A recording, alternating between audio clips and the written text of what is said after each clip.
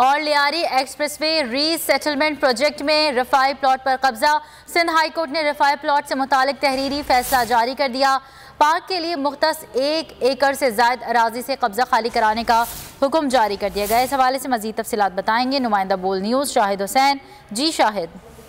जी बिल्कुल, जस्टिस इरफान सादिक खान की सरबराही में 2 रुकनी बेंच ने तहरीरी फैसला जारी किया है, जिसमें अदालत ने रफाई प्लाट से मुतालिक जो तहरीरी फैसले में कहा है कि पार्क के लिए मुख्तस 1 एकड़ से ज्यादा इराजी पर जो है कब्जा खाली कराया जाए और अदालत ने कहा है कि पार्क की इराजी को असल हालत में बहाल किया जाए। अदालत ने अपने हुक्मनामे में कहा है कि 1 माह में अमल दरामद करके रिपोर्ट अदालत में पेश की जाए और दरखास्त गुजार की जानिब से कहा गया था कि MDA जो है वो 63 टाउन स्कीम 45 में रफाई प्लाट दिया गया था। रफाई प्लाट के बराबर में बच्चों के लिए तालीम के लिए ट्रस्ट मुकर्रर किया गया था, लेकिन उसके बाद फिर लैंड मान लिया है। अब अदालत ने हुक्मनामा जारी किया और अदालत ने कहा है कि जो पार्क के लिए मुख्तलिफ जगह थी उसको खाली कराकर पार्क को असल हालत में बहाल करके रिपोर्ट अदालत में पेश की जाए।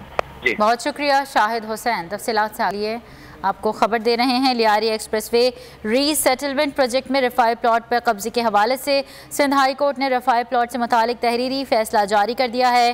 पार्क के लिए मुख्तस 1 एकड़ से ज़ायद अराजी से कब्जा खाली कराने का हुक्म जारी किया गया है। सब्सक्राइब करें और बेल दबाएं ताकि कोई खबर रह न जाए।